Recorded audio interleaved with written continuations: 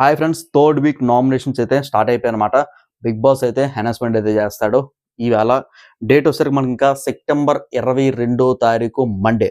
ఓకేనా. టైం వచ్చేసరికి కరెక్ట్గా అయితే 3:35 అయితే అవుతుందన్నమాట. నామినేషన్స్ ఎవరెవరు చేశారు, నామినేషన్ పాయింట్లు ఏంటనేది ఈ వీడియోలో మీకు క్లారిటీగా అయితే ఎక్స్ప్లెయిన్ చేసే ప్రయత్నం అయితే నేను చేస్తాను.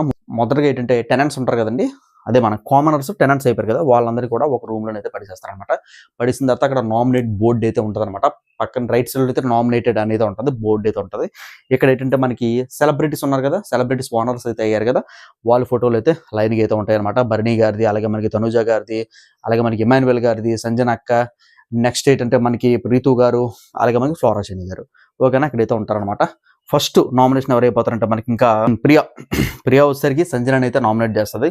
ఏ విషయం మీద నామినేట్ చేస్తుంది అంటే, వీళ్ళకి చెప్తున్నాను కదండి, సిగ్గు బుద్ధి లజ్జ ఏమీ కూడా లేదండి.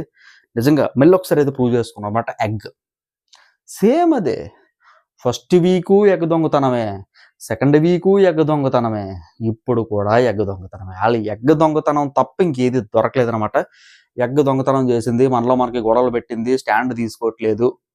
నెక్స్ట్ ఇంకోటి ఏంట్రా అంటే మనకి ఒక నిమిషం, స్టాండ్ తీసుకోవట్లేదు, ఆవిడికి ఆవిడే హీరో అనుకుంటుంది, ఆవిడ మాటే అందరూ వినాలి అనుకుంటుంది, ఆవిడ చేస్తే తప్పు, మేము చేస్తే బొప్పు అని అయితే ప్రియా గారు అయితే ఆవిడ డెసిషన్ అయితే చెప్తారనమాట. ఇంకా మన నెబ్బాపల్లి అయితే ఉంది కదా సిరీజ గారు, ఎస్ ఐ అగ్రి, ఈవిడ కూడా నా దగ్గర అయితే ఉన్నారనమాట.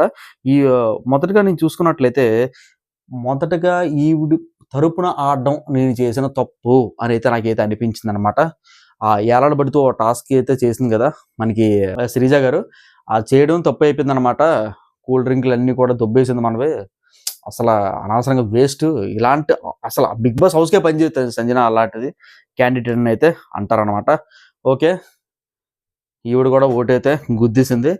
నెక్స్ట్ వచ్చేసరికి మనకి ఇంకా డిమాండ్ పవన్ కూడా మనకి ఎస్ రైటే నాకు కూడా అసలు హౌస్లో ఉండే పర్సన్ అయితే కాదు, నిజంగా చెప్తున్నాను కదా, హౌస్లో ఉండే పర్సన్ అయితే కాదు.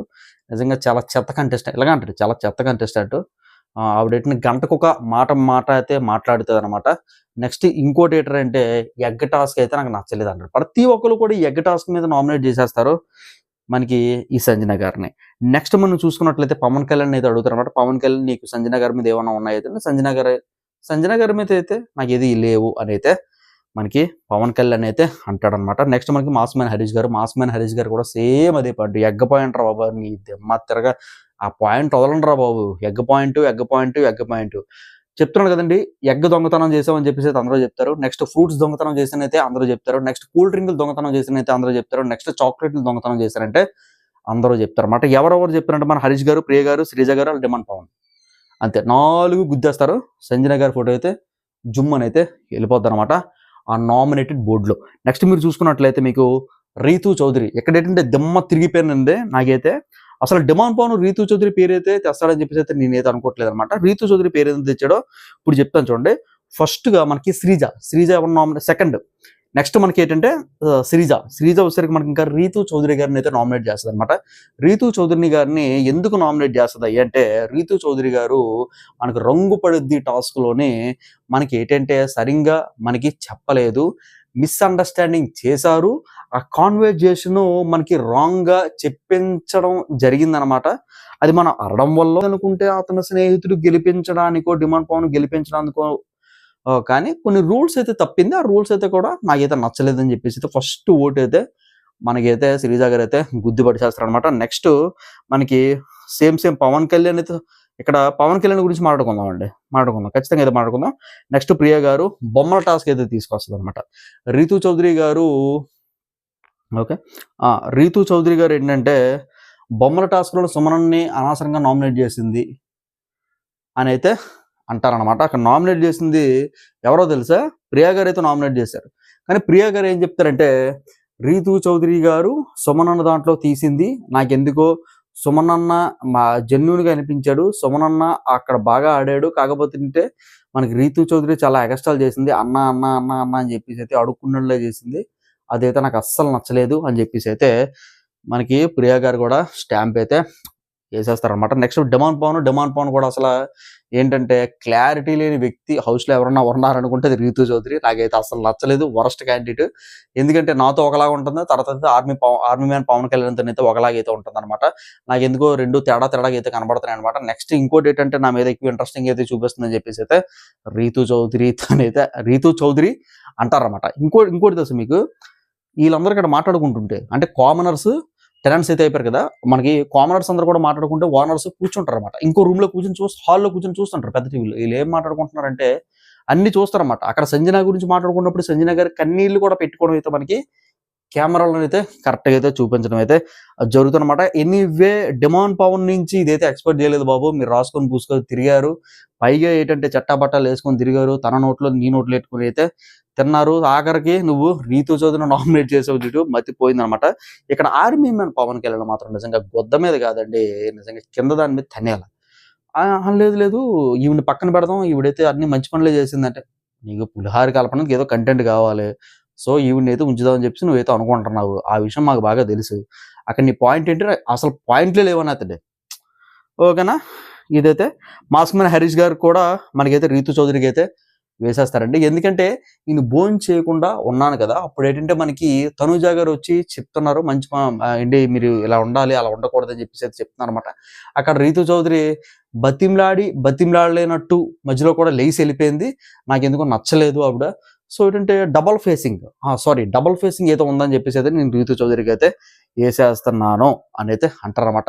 అప్పుడు మనకి ప్రియ గారు అందుకుంటారనమాట. ప్రియ గారు ఏమంటారంటే ఓకే నాకు కూడా ఉంది. నెక్స్ట్ మనం చూద్దాం అని చెప్పేసి అయితే మనకి ఇంకైతే అంటారనమాట. ఇంకా నెక్స్ట్ మీరు చూసుకున్నట్లయితే సుమన్ శెట్టికి ఎవరైతే ఇష్టం లేదని చెప్పేసి అయితే అంటారనమాట. శ్రీజ వెంటనే సుమన్ శెట్టి అసలు అర్హుడే కాదు, స్టాండ్ తీసుకోవట్లేదు అట్లా అంటారనమాట. స్టాండ్ అంటే ఏంటంటే అతను ఏదైనా ఒక టాస్క్ అప్ చెప్తే ఇప్పుడు నేను చెప్పాను అనుకోండి, నువ్వే కరెక్ట్ శ్రీజ అంటాను. ఇంకోటి ఎవడో చెప్పాడు అనుకోండి, నేనే కరెక్ట్ శ్రీజ అంటే ఆ గేమ్ మీద పట్టు లేదు. ఇతను అన్‌డిజర్వ్. బిగ్ బాస్ అసలు పని చేయడు.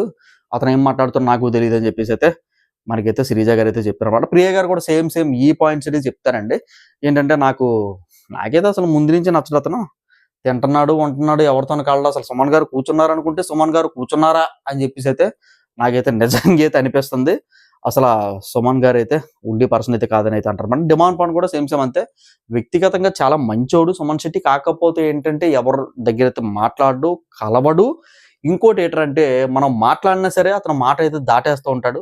డబుల్ ఫేసింగ్ మనిషి. ఇంకా నామినేషన్‌లో మీరు నన్ను నామినేట్ చేస్తారా? రాసుకున్నామంటే అయితే అంటాడు గానీ వాదించడు అని చెప్పేసి అయితే సుమన్ శెట్టి గారిని కూడా తీసుకెళ్ళి అక్కడైతే అంటించేస్తారనమాట. ఇప్పుడు రీతు ఎక్కేస్తుంది బ్లాక్ బోర్డు.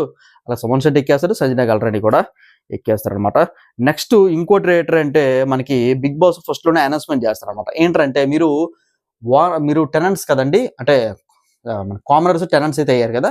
మీరు నలుగురు నామినేట్ చేయాలి అని అయితే అంటారనమాట. ఇంకొక పేరు వచ్చేసరికి మన సంజన గల్రాని గారిని అయితే నామినేట్ అయితే ఖచ్చితంగా చేసేస్తారు. అందరూ అయితే చేసేస్తారు. ఎందుకంటే ఈవిడ అసలు హౌస్‌లో ఉన్నా లేకపోయినా ఒకలాగే ఉంది అని చెప్పేసి అయితే మనకి శ్రీజ గారు అయితే అంటారనమాట. ఎందుకంటారంటే మనకి శ్రీజ గారు మనకి పక్కన కూర్చున్నా సరే పక్కన కూర్చోలేనట్టే ఉంటదంట. ఆర్మీ మ్యాన్ పవన్ కళ్యాణ్ ఒక పని అయితే అప్పచెప్పాడు. బాత్రూమ్‌లో ఉండు, బాత్రూమ్ నీట్‌గా చూసుకుంటా. ఆవిడ అక్కడే ఉంటుంది. ఎవరితోని వచ్చైతే మనకి ఇంటరప్ట్ అయితే అవ్వట్లేదు, కలవట్లేదు అని చెప్పేసి అయితే అంటాడనమాట. కాకపోతే మాస్ మ్యాన్ హరీష్ మాత్రం మనకి సంజన గారిని అయితే సపోర్ట్ అయితే చేస్తారండి. అది ఎలాగంటే నీకు చెప్తాను చూడండి. ఇప్పుడు సంజన గారిని అలాగ అంటున్నారు గానీ ఫస్ట్ నుంచి చూసుకున్నాను కొన్ని టాస్క్ ఆవిడ వ్యక్తిత్వం అలాంటిది. వ్యక్తిత్వం అలాంటిది. ఆవిడ ఎందుకు అలా పడిపోతున్నారు? తర్వాత మనం ఆప్షనల్‌గా ఉంటది కదా! మనం చూస్ చేసుకోవచ్చు. లాస్ట్‌లోనంటే మనకి డిమాండ్ పవన్ అయితే దానికైతే అగ్రీ అవ్వడనమాట. సార్ మీకు ఇదేనా పాయింట్లు ఇంకేమి లేవా అయితే అంటారు. లేదండి నాకైతే ఇయ్యే పాయింట్లు అని చెప్పేసి అయితే మాస్ మ్యాన్ హరీష్ గారు అయితే అంటారనమాట. సేమ్ శ్రీజ ఏం చెప్పిందో మనకి డిమాండ్ పవన్ కూడా సేమ్ అదే అయితే కాపీ అయితే కొట్టేస్తాడనమాట. నిజంగా నాకు కూడా అదే అనిపిస్తుంది. అసలు బిగ్ బాస్ టాస్క్‌లో ఆవిడ పార్టిసిపేట్ చేయదు. డిస్కషన్‌లో ఆవిడ పార్టిసిపేట్ చేయదు. పోనీ ఏంటంటే ఇలాంటి నామినేషన్‌లో ఉన్నా సరే ఎవరైనా సరే ఏదైనా పాయింట్ చెప్తుంటే ఆవిడ ఓకే సార్ కరెక్టే మీరు చెప్పింది కరెక్టే నామినేట్ చేసుకోండి అయితే అంటదనమాట. ఈ విధంగా అయితే అంటది. నాకైతే అసలు నప్పట్లేదని చెప్పేసి అయితే అంటారనమాట. నెక్స్ట్ మన ఆర్మీ మ్యాన్ పవన్ కళ్యాణ్ కూడా సేమ్ పాయింట్స్ చెప్పేసి అయితే నామినేట్ అయితే చేసేస్తారనమాట. ఇదండి. ఇంకా డిస్కషన్ అయితే జరుగుతుందనమాట. ఇది పార్ట్ 1. ఇంకా డిస్కషన్ అయితే జరుగుతుంది. నేను ఇంకొక వీడియో పార్ట్ 2 కూడా నేను అప్లోడ్ చేస్తాను. ఇప్పుడు ఏంటంటే నలుగురు నామినేట్ చేశారు కదా. ఇప్పుడు ఏంటంటే వాళ్ళే డిసైడ్ అయ్యి ఒక పేరుని అయితే చెప్పాలన్నమాట. ప్రియా గారిని అయితే మనకి చెప్తాడు మాస్క్ మ్యాన్ హరీష్. అది ఎందుకో ఏంటి అనేది నేను నెక్స్ట్ వీడియోలో అయితే క్లారిటీగా అయితే ఎక్స్ప్లెయిన్ చేసే ప్రయత్నం చేస్తానండి. కొత్త వాళ్ళు ఎవరైనా చూసినట్లయితే సబ్స్క్రైబ్ చేసుకోవడంతో పాటు పక్కన ఉన్న బెల్ ఐకాన్ క్లిక్ చేస్తే నేను వీడియో పెట్టిన సరికి నోటిఫికేషన్ అయితే వస్తుంది. అలాగే లైక్ చేయండి. పాత వాళ్ళు కూడా లైక్ చేయడం మాత్రం మర్చిపోద్దు. బాయ్.